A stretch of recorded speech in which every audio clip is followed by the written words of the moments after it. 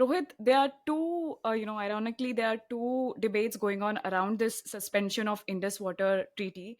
One is that this decision has come perhaps too late, and why did we wait for another attack for us to take action on this? And the another side is that India do not have the right to stop or to suspend the Indus Water Treaty. So let's start with these two, addressing these two points first. I think these are two criticisms that come from two different directions, but Hmm. both at the surface level of it seemingly seem to have some merit to them. But let's try and deconstruct the Yeah. two in a series that probably makes it easier for people to understand where it comes from Hmm. and why it probably is unfounded to an extent. So, Hmm. and then you look at the context of the Indus Water Treaty and why India was probably taking it too late. Now, if you recall, as late as February of 2025, India had in fact actually reissued a notice calling for a renegotiation of the Indus Water Treaty. Now, you have to Yeah. remember one thing. Uh, since 2019, the government has been repeatedly talking about the renegotiation of the Indus Water Treaty. What does that mean? Uh, Hmm. Contrary to what the position was pre 2019, and the fact that India and Pakistan never really tried to deviate too much from the Yeah. larger principle of the Indus Water Treaty, fact remains that Pakistan had always been weaponizing the Indus Water Treaty to the largest extent possible. Now, a Hmm. classic example of that was the Kishan Ganga project, which was started during the UPA era and went into significant international arbitration and litigation just because Pakistan had raised an objection on it. Now, how does that Okay. translate into a weaponization? You have to realize that when projects get delayed, that to projects of such Hmm. significant scale and magnitude, not only is there a time overrun, there's also cost overrun simultaneously taking place. So, for Yeah. instance, a project that could have taken place say within 1,000 crores, all of a Hmm. sudden is now 2,500 crores. So that's a penalty Hmm. that India has to bear because Pakistan has chosen to, practice its whole bleed by a thousand cut strategy in every manner possible, including diplomatic channels or even Right. an arbitration channels. So that's where, there was a repeated call coming up, at least in 2016, of getting a relook at this treaty. Hmm. Secondly, Hmm. when Hmm. you look at how, uh, the utilization of the waters was taking place, the Indus Water Treaty Yeah. makes it very clear that you have, as in India, has the right to utilize this water Hmm. for non-storage actions. Non-storage essentially means Yeah. when you're not going to store the water for any practical purposes, it's going, so that essentially means what is called run-off river project, which are basically Hmm. Hmm. power Hmm. generation projects, and India was perfectly within the right to do it. Having said Hmm. that, there were two angles to it. One, that the Indian state had actually till effectively 2019 not even made the effort to fully utilize what was already within its share in terms of the eastern Okay. rivers and also what it Hmm. Hmm. could do with the western rivers as they are called. So the western rivers here are Indus, Jhelum, and Chenab. The eastern rivers Yeah. are Ravi, Byas, and Satluj. So Yeah. Byas is probably the most utilized river when you see it compared to the Indus Water Treaty. Uh, Hmm. Hmm. and Ravi, by the way, the first major effort to really utilize it is first two major efforts have finally sort of started shaping to the point of conclusion. One being the Shahpur Kandi Dam Hmm. on the near the border in Pathankot, and the other being the Ooch project, which is a tributary essentially that comes from Kathua Hmm. into the Ravi River. So this Hmm. is the Hmm. first time that the Ravi was being effectively utilized. You have to remember that till then Ravi waters were basically being Hmm. allowed to go kind of unfettered and uncontrolled into Pakistan. So Pakistan was actually getting much Okay. more than what it actually had signed up for in the You. India's water treaty, which is where Yeah. it becomes So very as critical for us. Yeah. Eastern rivers, complete control we had, right? Ravi, Satluj, and Yes, yes. that's what the Indus Water Treaty had signed up for. Essentially, that the eastern Hmm. rivers Hmm. can be fully utilized by India. The western rivers, except for anything that is significant storage-based usage, it's entirely up to the western. The So western we rivers didn't are have entirely the for Pakistan. Yeah. infrastructure actually to Yeah. control e- even the eastern rivers. Exactly the point. So India had not even till 2019 at least made that constructive effort Projects like the Huh. Bagrihar Dam, which started as early as the 1980s, took decades to, go through only because of the whole arbitration process. And that's where Right. eventually, when 2019 Pulwama incident happened, the Indian government kind of made up its mind that it will actually start thinking about how Hmm. best it can utilize the Hmm. Indus Water Treaty. Mind Yeah. you, it is even within the Pakistani intellectual circles that for a Hmm. very long time, there has been this thought that Mhm. what if India started weaponizing the Indus Water Treaty in some way? And that is why it has always been called Okay. Pakistan's jugular vein. As early as Uh-huh. 2009, there was a documentary done by Dawn News when it was freshly launched in Okay. Pakistan that time as Mhm. a TV channel. Hmm. There was a significant portion of a documentary about the enmity with India, where experts Hmm. weighed in and talked about how they could ask or compel India to release or at least promise water from the Ravi to some extent in exchange for Hmm. not engaging in uh, you know supporting terrorist activities in Jammu and Kashmir, or the so-called Okay. freedom fighters as they call them. So when that thinking Hmm. is so Hmm. publicly out in the open, you know that this is what has been going on for like at least decades now. So Yeah. that's Yeah. one aspect of it, of course, that India really needs to start talking about how best it can, go about it. By the way, Article 12 of the treaty says that it can be renegotiated at any time. So it is not the case that the treaty was never open for renegotiation in the first place. There is nothing called a Hmm. full Hmm. and final treaty, and if there is a full and final treaty in the world, then that treaty is actually dead today. So Yeah. And it cannot be. exactly. Everything keeps changing. So Mind yeah. you, Pakistan itself admits that because of the changing climate vagaries that are going on right now, thanks to the global Yeah. climate change phenomenon, the water flows have reduced, and Hmm. that too from within the tributaries that are coming, not necessarily from the India side. Um, you Hmm. know, Something like the Kabul River, for instance, that comes into the Indus uh, Yeah. from Afghanistan, the flows have reduced over a period of time. And that is because glacial melt has been reducing, Hmm. rainfall or precipitation has been very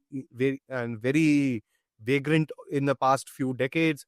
So there are a Hmm. lot of challenges that they face, which makes it all the more critical rather for Pakistan to have, Hmm. dependence on the Indus. Now, this is all one part of the entire discussion. The second part Yeah. is whether Yeah. India can really do it. And Do it. Yeah. all said and done, international law is basically, as we call it in Hindi, jiski lathi uski bhais. Okay, We have been seeing this for past 1 or 2 years exactly. anyway. I'll give Yeah. you a very good example. Compare, using one of our neighbors in the east, that is China.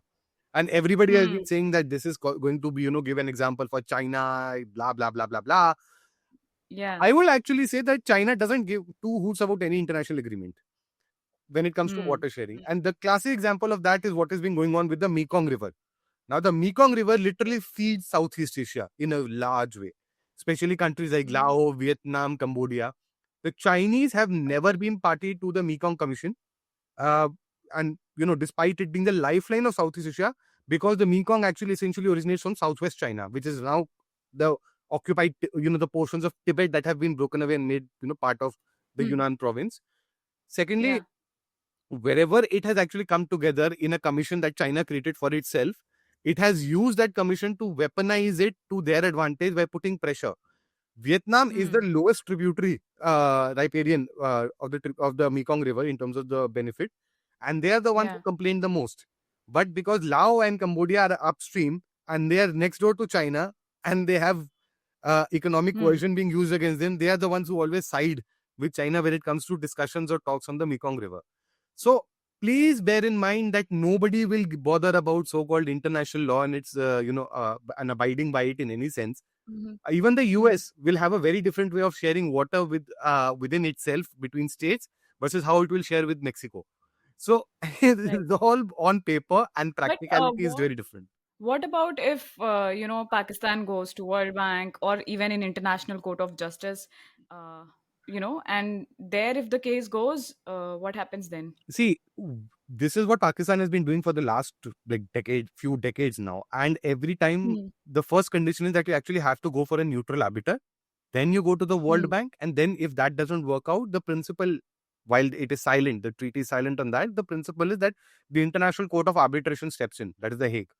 So Hmm. Hmm. in nearly all the cases so far, India has been Yeah. seen in a more favorable light by the neutral arbiters.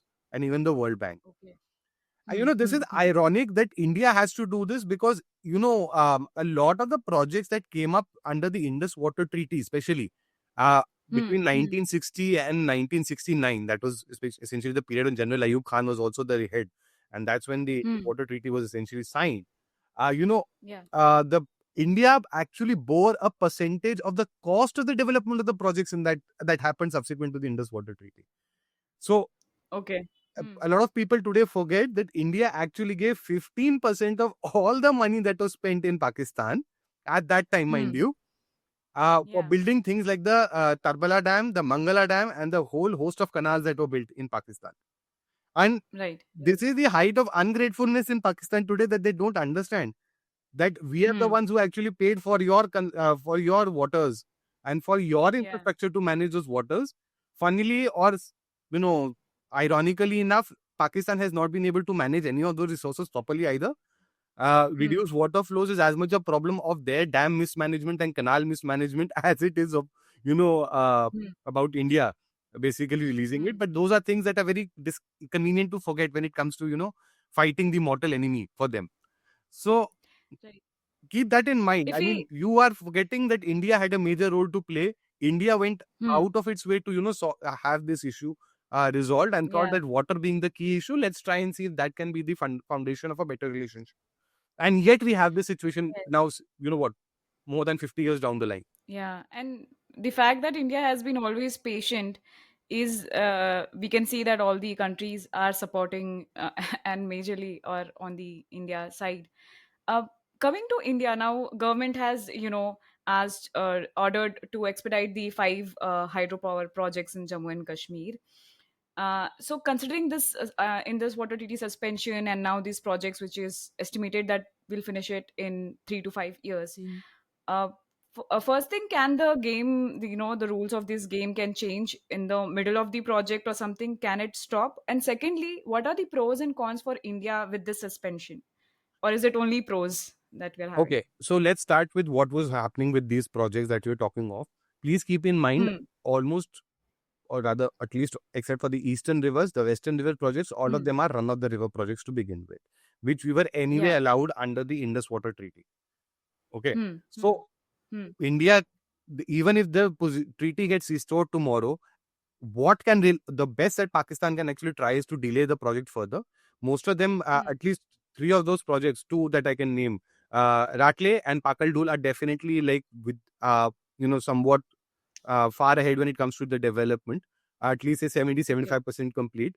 So those Hmm. projects will anyway see the light of day, and those are significant projects, mind you. That will add up to Hmm. about like 1500 megawatt capacity in terms of power generation. And mind you, here's a slight technicality. Run of the Hmm. river, when it starts getting bigger, there is some element of storage also involved in it. So it's not that there is no Okay. storage happening fully. See, because Yeah. you cannot have turbines generated if there's no water in the first place, right? So there is always And a certain. one of them is actually of storage, I guess. The project. So that's the thing. They were that's the technicality with the run of the river project, that there is always an element of storage involved in them somewhere. Okay. So that is what Yeah. Pakistan actually hates, because run of the river Uh-huh. terminology is something that can conveniently cover a lot of things. Having said Hmm. that, I Hmm. mean, of course, we cannot fully store the water for a variety of reasons, even for simple geological and hydrological reasons. Mind you, the water Hmm. flows in some of these regions, especially after glacial melt or the monsoons, is very, very high. So what you would be Hmm. creating is essentially bombs, water bombs in some ways, Okay. that can be very Hmm. dangerous Hmm. even for the local population that is there. So some water will always have to be released. The fun Hmm. part, Hmm. if one were to talk from an adversarial position, though, is that India now has Yeah. withheld the right to share information Yeah. on when it releases water and what quantity of water it chooses to. Mind you, Yes. even though the methods have changed significantly in the last 4 decades, India was still following the Indus Water Treaty protocol of giving a month ahead advance forecast on how much water could be given. Hmm. Whereas now Hmm. we can actually give less than 12-hour forecasts very easily uh, around the world, not just in India, mind you. So Hmm. it's actually, the change has taken place significantly. Um, Hmm. we do not have to also share when we actually stop the flow of the water now, not just Yeah. not just the release, mind you. So again, Hmm. that is Hmm. probably to our advantage in some ways, and we can take that leverage and make some effort. Hmm. If the treaty comes back somehow, one has to be reasonably assured that the treaty cannot come back in its original form today for two very Yeah. critical Yeah. reasons. One, um, what the eastern rivers have to face, especially, is a Hmm. significant amount of damming up and built up on the Ravi and its tributaries, mind you, not so much the Byas. Hmm. Okay. Hmm. So Ravi is the key here, and Ravi really has to be built up. We are working on it. We are almost there. Very soon we should be able to, also turn that top tap off. I think Yeah. the problem is whether we will care to do work on not the Indus necessarily, but on the Chenab. Keep that in mind. It is the Chenab Okay. river that feeds a lot of the canals in Pakistan effectively, not so much the Hmm. Indus river. So, what can we do further on Chenab? Whether we will build more dams, more run of the river Yeah. dams on the tributaries of Chenab within the system. Because Hmm. Hmm. Chenab, Hmm. effectively, as per the Indus water treaty, is Chandra and Bhaga. That's it. Okay, but there are many more tributaries Okay. to Chenab. Yes. So what will we do about it? That original treaty was also silent on it, and Pakistan will definitely want a renegotiation of that term today. Yeah. Yeah. Yeah. So Yeah. keep that in So mind. Nobody will be in a position to restore the treaty either way. So it is yeah. advantage India there. Yeah.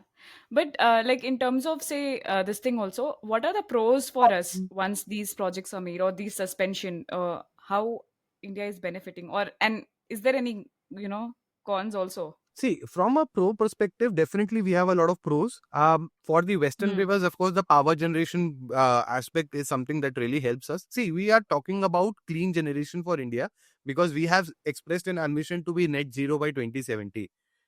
Yeah. Hydropower will have a very big role to play in that case. And projects like these, Hmm. which are about Hmm. 5 gigawatt in capacity, really Yeah. help because it is firm power, as it is called, stable power. It is Hmm. not going to vary so much within the day and can be Hmm. and can be start up any minute. It takes very less than 5 minutes to get power generation going in a hydro project, say, Hmm. unlike in a thermal power project, which takes hours and hours on stretch to ramp up when you need it. So that Hmm. is a very important aspect for India, the clean energy part. Secondly, with the projects like Shahpur Kandi, which is a multi-purpose project, mind you, or the Uj project, which is a multi-purpose project, we will actually Hmm. ensure irrigation for our farmers in Punjab, in other parts of India as well. And if we can now convince the state of Punjab to see the benefit of going with the SYL canal, Yeah. given that Ravi is Yeah. now freely available for your usage, you are Yes. actually going to create a much bigger catchment with an advantage for yourself where a lot more agricultural productivity can be raised today. And mind you, Yeah. groundwater dependence is a big problem both for Punjab, Haryana, Hmm. and also to an extent for Rajasthan today. So that is something that Right. we really need to start working, that can really be kicked off, provided we Hmm. can build the momentum and we can get state government of Punjab right now to come on board with this and all the stakeholders True. involved in it. Yeah. From a cons Yeah. perspective, of course, I think the issue is that temporarily it will be a diplomatic challenge for India to justify where it stands. Hmm. Hmm. But given the fact that we have now kind of deployed the absolute brahmastra when it came to the diplomacy or Yeah. uh, you know uh, military tactic, the Yeah. question will be what next? What more can we do after this? Hmm. And that Hmm. is Hmm. something I believe will become a con at a later stage, because you have to realize one thing. While India has been very good this time in utilizing a weapon that fight Yeah. its enemy on a calendar scale and not on a clock scale. Please keep Long this in term. mind. This Yeah. is not a clock fight. Yeah. This is now a fight on a calendar. The way Yes. the enemy has been looking at you for the last Yeah. 75 years.